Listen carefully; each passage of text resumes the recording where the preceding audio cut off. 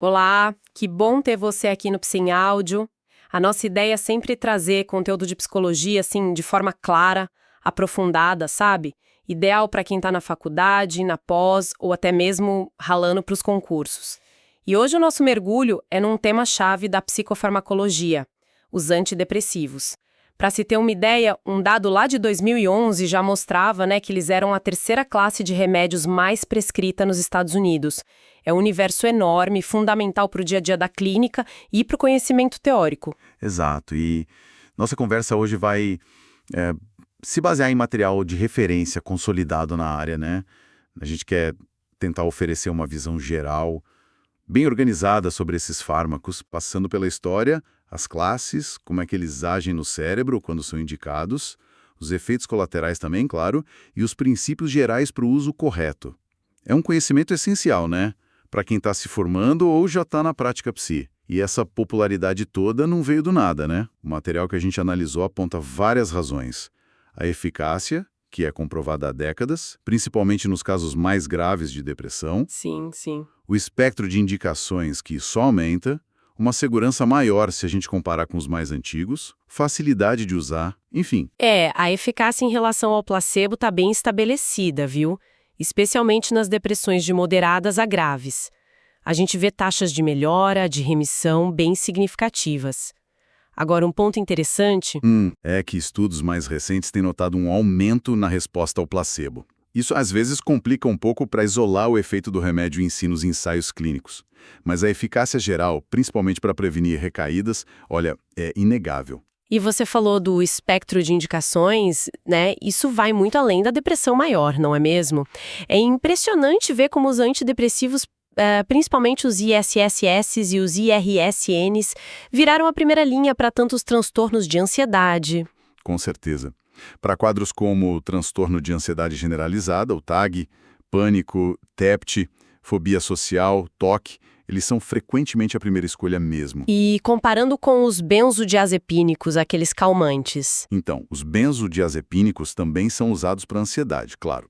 Mas os antidepressivos, embora possam demorar um pouquinho mais para fazer efeito, eles oferecem uma eficácia parecida, só que sem aquele risco importante de dependência química, sabe? Entendi. E fora a depressão e ansiedade, onde mais eles são usados? Olha, tem indicações aprovadas para bulimia nervosa, para o transtorno disfórico pré-menstrual, o TDPM, a fluoxetina e a sertralina são exemplos aí. Certo. E depois tem uma gama enorme de usos que a gente chama de off-label, ou seja, não está lá na bula original, mas tem estudo que apoia. Ah, interessante. Tipo o quê? Isso inclui, por exemplo, o manejo de dor crônica, como na fibromialgia, dor neuropática do Loxetina bem usada para isso, a bupropiona ajudando a parar de fumar, e até condições como enurese noturna em crianças aí, com a imipramina, que é um tricíclico mais antigo, e sintomas da menopausa, aqueles fogachos, podem ser abordados. Isso mostra como esses medicamentos acabam interagindo com vários sistemas do corpo. Nossa, é fascinante como essas aplicações foram surgindo. E a história deles no começo também foi meio por acaso, né? Quase acidental. Totalmente. Os primeiros que mostraram eficácia, os IMAOs, inibidores da monoamina-oxidase, surgiram porque perceberam que um remédio para tuberculose, a iproniazida, melhorava o humor dos pacientes. Que curioso! E os ADTs, os tricíclicos, foram desenvolvidos enquanto se buscava novos antihistamínicos, antipsicóticos. Ninguém estava procurando um antidepressivo especificamente. E essas descobertas, como é que elas impulsionaram a área? Olha, a descoberta dos IMAOs, por exemplo, foi fundamental para fortalecer aquelas teorias de que a depressão podia ter a ver com um desequilíbrio de neurotransmissores, tipo serotonina, noradrenalina. As teorias das aminas biogênicas. Isso aí. Só que esses primeiros IMAs tinham riscos sérios, né? Toxicidade para o fígado, aquelas crises hipertensivas perigosas se o paciente comesse certos alimentos. A famosa dieta do Imal. Exato. E os ADTs também tinham um perfil de efeitos colaterais bem complicado. Essa busca por mais segurança, mas mantendo a eficácia, foi o que levou ao desenvolvimento dos ISSS lá nos anos 80. Ah, os inibidores seletivos da recaptação de serotonina. A fluoxetina, o Prozac. Justamente. Eles foram um avanço enorme em termos de tolerabilidade, de ser mais fácil para o paciente tomar sem tantos efeitos chatos. Ok. Então vamos tentar organizar um pouco essas classes. Começando por esses que você mencionou, os mais conhecidos hoje, os ISSS. Perfeito. Aqui a gente tem a fluoxetina, sertralina, paroxetina, citalopram, escitalopram, fluvoxamina. O nome seletivo já diz, né? Eles agem principalmente no sistema da serotonina. Como exatamente? Eles bloqueiam a bomba que puxa a serotonina de volta para dentro do neurônio que a liberou, o transportador SERT. Bloqueando isso, sobra mais serotonina ali na fenda sináptica para se comunicar com o próximo neurônio. Mas o efeito de melhora não é na hora, né? Leva umas semanas. Exatamente. Embora a serotonina aumente rápido ali na sinapse, o efeito antidepressivo mesmo parece depender de adaptações que o cérebro faz com o tempo. Isso pode incluir, por exemplo, a dessensibilização de alguns receptores de serotonina. E algo bem interessante que os estudos mostram, um aumento de fatores de crescimento neuronal, tipo o BDNS. Isso pode até ajudar a formar novas conexões, talvez até novos neurônios, principalmente numa área chamada hipocampo. É uma visão mais plástica do tratamento. Que legal isso. E na prática clínica, o que mais define os ISRS? Olha, eles são a primeira escolha para muitas condições. Depressão, vários tipos de ansiedade, toque, TDMP. Os efeitos colaterais mais comuns geralmente são aqueles gastrointestinais no início, tipo náusea, diarreia. Tomar com comida ajuda, né? Ajuda bastante, sim. E a longo prazo, a disfunção sexual é uma queixa bem frequente, infelizmente. Pode dar dor de cabeça, alterar o sono também. Agora, uma vantagem enorme é a segurança. Em caso de overdose. E isso são muito mais seguros do que as classes mais antigas se alguém tomar uma dose muito alta. Um ponto de atenção é a tal da síndrome de descontinuação se parar de tomar de repente, sabe? Ah, sim! Principalmente com os que têm meia-vida mais curta, tipo paroxetina. Pode dar tontura, enjoo, uma sensação estranha, tipo choque na cabeça. E interações com outros remédios. A principal preocupação é misturar com o imal, que é proibido. Pode causar síndrome serotoninérgica, que é grave e pode ser fatal. Nossa! E alguns ISRS também podem atrapalhar o jeito como o fígado metaboliza outros remédios, as tais das enzimas citocromo P450. A fluvoxamina, por exemplo, interfere bastante. Já o citalopram e o escitalopram costumam ser mais limpos nesse sentido, ter menos interações. Certo. E aí, se o foco só na serotonina não resolve, ou se a gente quer mexer em outras vias, como a noradrenalina, aí entram os IRSNs. Exatamente. Os inibidores da recaptação de serotonina e noradrenalina. Venlafaxina, desvenlafaxina, dulocetina. Eles bloqueiam tanto o transportador de serotonina, SERT, quanto de noradrenalina, NET. E qual a vantagem dessa ação dupla? Bom, essa ação dupla pode, em alguns casos, levar a uma resposta um pouco mais rápida. E pode ser bem útil em depressões mais graves ou quando tem sintoma de dor crônica junto, sabe? Fibromialgia, dor neuropática. A dulocetina é bastante usada para isso. E os efeitos colaterais? São os mesmos dos ISRS, mais alguma coisa? Basicamente, sim. Tem os efeitos da serotonina, parecidos com os ISRS, e soma os da noradrenalina. Pode aumentar a pressão arterial, por isso é importante monitorar, né? Ah, tem que ficar de olho na pressão. Tem sim, boca seca, intestino preso, essas coisas. O risco em overdose, especialmente com a venlafaxina, é um pouco maior que com os ISRS. E parar de tomar de repente também pode dar um rebote forte, uma descontinuação bem desconfortável. Entendi. Agora, saindo um pouco dessa lógica de bloquear a recaptação, existem uns com mecanismos bem diferentes, né? Tipo a trazodona. Muita gente usa para dormir. Isso. A trazodona e a nefazodona, que quase não se usa mais por causa do risco para o fígado, são classificados como antagonistas dos receptores 5-HT2. Eles bloqueiam um tipo específico de receptor de serotonina, o 5-HT2, e tem outras ações mais fracas também. E por que a trazodona dá tanto sono? É porque ela também bloqueia forte os receptores de histamina, os H1, e os alfa-1 adrenérgicos. É isso que causa a sedação intensa e o risco de tontura ao levantar, a hipotensão ortostática. Por isso ela acaba sendo muito usada em dose baixa, só para ajudar a dormir. Mas tem uma vantagem, né? Tem. geralmente não causa disfunção sexual, o que é bom. E a bupropiona? Essa parece ser um caso totalmente à parte, né? Totalmente. A bupropiona, conhecida como Wellbutrin ou Zyban para parar de fumar, tem um mecanismo que, olha, ainda não é 100% entendido, mas parece que mexe mais com dopamina e noradrenalina e quase nada com serotonina. E o que isso significa na prática? Significa um perfil bem único. Geralmente não dá ganho de peso e nem disfunção sexual. Isso é um diferencial enorme para muita gente. Com certeza. É indicada para depressão, para parar de fumar. E usada off-label para TDAH ou até para combater a disfunção sexual causada pelos ISSRS. O principal cuidado com ela é o risco de convulsão. Ah, sério? Sim, o risco aumenta com doses mais altas. Então tem que evitar em quem já tem alguma condição que aumente o risco de convulsão. Entendi. Interessante esse perfil. E a mirtazapina, outro nome que a gente ouve bastante, geralmente associado a sono e aumento de apetite. A mirtazapina, o Remeron, também tem um mecanismo diferente. É classificada como NASA, que significa antidepressivo noradrenérgico e serotoninérgico específico. É um nome complicado, né? Bastante. Basicamente, ela aumenta a liberação de noradrenalina e serotonina, bloqueando uns receptores que funcionam como freio, os alfa-2 pré-sinápticos. E, além disso, bloqueia receptores 5-HT2 e 5-HT3 da serotonina.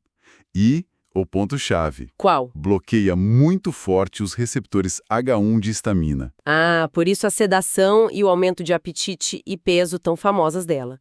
É o mesmo mecanismo de antihistamínico antigo? Baixa o risco de causar disfunção sexual e, às vezes, o efeito antidepressivo pode começar um pouquinho mais rápido.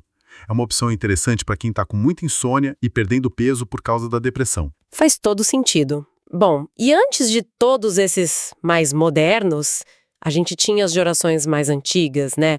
Os tricíclicos, os ADTs e os IMAUs. Eles ainda são usados hoje em dia? Olha, sim, mas bem menos. Os ADTs, tipo amitriptilina, imipramina, nortriptilina, eles foram a base do tratamento por muitos anos.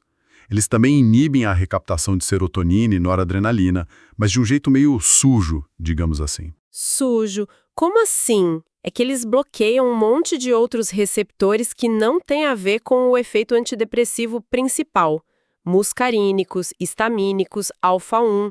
E é isso que causa aquela lista enorme de efeitos colaterais. Boca seca, intestino preso, visão turva, muita sedação, ganho de peso, tontura. Nossa, uma lista grande mesmo. E o principal problema, são muito perigosos se a pessoa tomar uma dose alta, uma overdose. O risco para o coração é alto. Por isso que eles foram sendo substituídos pelos ISRS e ISRS-Ns como primeira linha. Entendi. E os IMAUs, aqueles primeiros que foram descobertos? Os IMAUs, tipo feneuzina, tranicilpromina, eles são muito eficazes, viu? Talvez até mais que outros para certos tipos de depressão, como a depressão atípica. Eles agem inibindo a enzima que normalmente destrói a serotonina, a noradrenalina e a dopamina, a MAO. Mas tem riscos grandes, né? Exato, esse é o grande problema. Primeiro, a necessidade daquela dieta super restrita em tiramina, sem queijo envelhecido, embutido, vinho tinto para evitar as crises hipertensivas graves. Muito complicado seguir isso. É difícil. E segundo, o risco de interações perigosas com outros remédios, incluindo a tal da síndrome serotoninérgica se misturar com outros antidepressivos. A selegilina em adesivo para a pele, o Ensan, foi um avanço porque em dose baixa não precisa da dieta, mas as interações ainda são um ponto de atenção. Assim, eles exigem muito cuidado, muito conhecimento para prescrever. Uau! É realmente um arsenal terapêutico bem vasto. E o material ainda menciona rapidinho os agentes mais recentes, tipo vilazodona, vortioxetina. Sim, são exemplos de que a pesquisa continua, buscando refinar o tratamento. A vilazodona tenta combinar a inibição da recaptação de serotonina com uma ação direta num receptor específico, o 5-HT1A. A vortioxetina tem um mecanismo que chamam de multimodal, agindo em vários alvos da serotonina ao mesmo tempo. E para onde a pesquisa está olhando para o futuro? Tem muita coisa acontecendo. explorando outras vias como o eixo hormonal do estresse, o sistema do glutamato, onde entra a cetamina, que está bem em voga, a conexão entre inflamação e depressão. A ideia é buscar alvos mais específicos e, quem sabe, tratamentos mais rápidos e eficazes. Ok.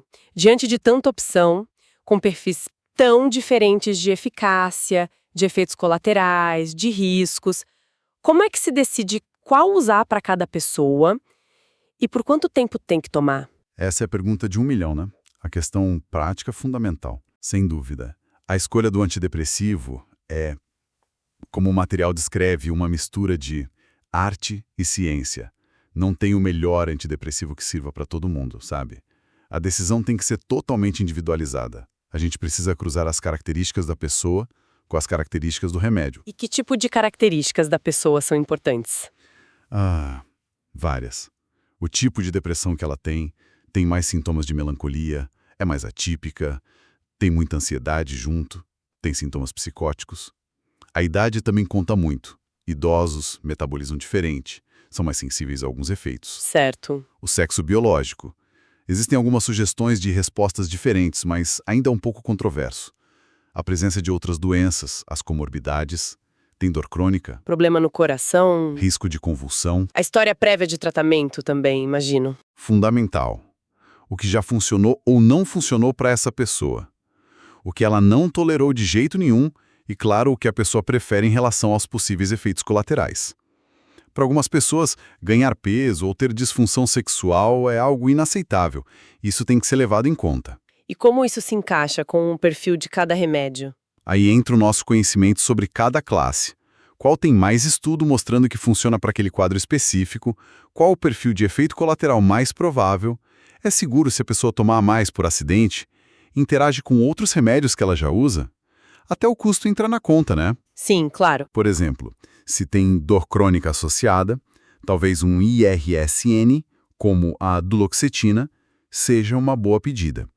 Se a maior preocupação é não ter disfunção sexual ou ganho de peso, a bupropiona pode ser uma opção. Se tem muita insônia e falta de apetite, talvez a mirtazapina ajude. É um raciocínio clínico que vai se construindo. E a gente ainda não tem um exame de sangue ou um exame de imagem que diga: olha, para essa pessoa o melhor é usar este remédio aqui. Infelizmente, não para usar na rotina de forma validada. Tem muita pesquisa promissora com farmacogenética, aqueles testes que olham genes ligados ao metabolismo dos remédios ou aos alvos deles no cérebro. Ah, já ouvi falar. Neuroimagem funcional, eletroencefalograma quantitativo, mas ainda é tudo considerado meio experimental para guiar a escolha inicial no dia a dia do consultório. A boa e velha história clínica, a avaliação cuidadosa do paciente ainda são as ferramentas principais. Entendi. E sobre a dose e por quanto tempo usar o tratamento? A regra geral é começar com a menor dose que a gente acha que pode ser eficaz e ir aumentando aos poucos, devagarzinho, o que a gente chama de titular a dose. Isso conforme a necessidade e a tolerância da pessoa. E como saber se está funcionando? A resposta costuma ser avaliada ali entre 4 e 8 semanas de uso na dose adequada. Se a resposta foi só parcial, talvez valha a pena tentar aumentar um pouco mais a dose. Se não teve resposta nenhuma, aí geralmente se pensa em trocar por outro antidepressivo ou talvez até combinar mais de um. E a duração? Tem que tomar para sempre? Depende. O tratamento tem fases, né? A fase aguda é para tirar a pessoa da crise, buscar a remissão dos sintomas. Depois vem a fase de continuação, que dura geralmente uns 6 a 12 meses depois que a pessoa melhorou. O objetivo aí é evitar uma recaída daquele mesmo episódio. Certo. E aí tem a fase de manutenção, que pode durar anos, às vezes a vida toda. Essa é para prevenir a recorrência, ou seja, evitar que a pessoa tenha novos episódios de depressão no futuro.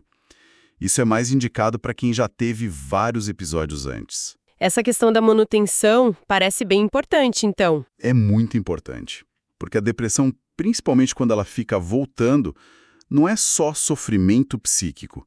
O material que a gente usou traz evidências de que ela pode estar ligada a alterações progressivas na estrutura e na função do cérebro. Sério? Que tipo de alterações? Coisas como diminuição do volume de certas áreas, como o hipocampo. Por isso, a psicoeducação é chave. Explicar para o paciente o que é a doença, porque é importante não parar o remédio só porque se sentiu melhor por um tempo, e acompanhar de perto se ele está tomando direitinho, a tal da adesão ao tratamento. Nossa, realmente foi uma visão bem completa. Recapitulando então, a gente navegou pela história dos antidepressivos, né? Desde aquelas descobertas, meio por acaso, até os remédios mais modernos. Vimos a variedade de mecanismos de ação, focando não só em como eles funcionam, mas por que as diferenças entre eles importam na clínica, nos efeitos colaterais, nas indicações para cada caso. E o ponto crucial: discutimos como a escolha e o manejo do tratamento precisam ser um processo super individualizado e cuidadoso. Exato. E isso nos deixa com uma questão para a gente pensar, né? Uma provocação inspirada no próprio material que a gente discutiu hoje.